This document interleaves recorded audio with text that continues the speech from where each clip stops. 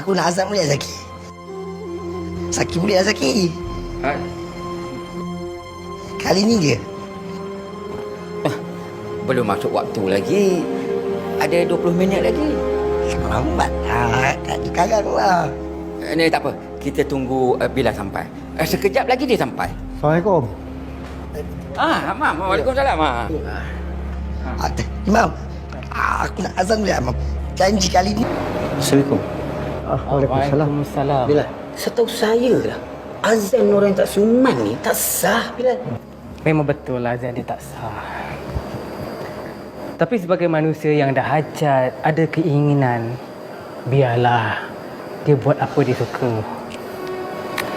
Mic tu pun saya dah tutup. Kalau Remy tengok waktu sekarang ni pun, lambat lagi dah masuk waktu asar.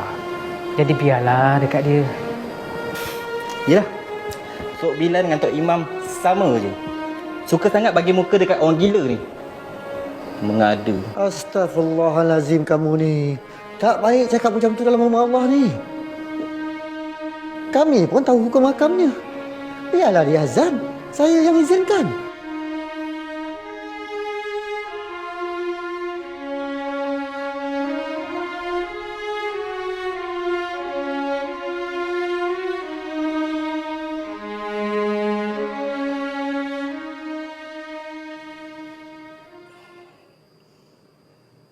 Allahu Akbar, Allahu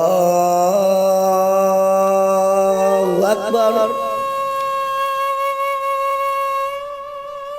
Allahu Akbar, Allahu Akbar. Asyhadu an la ilaha illallah.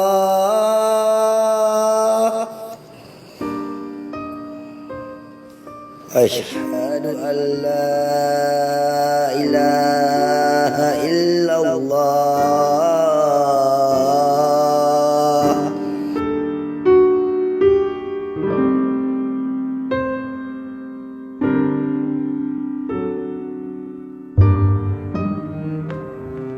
Daus.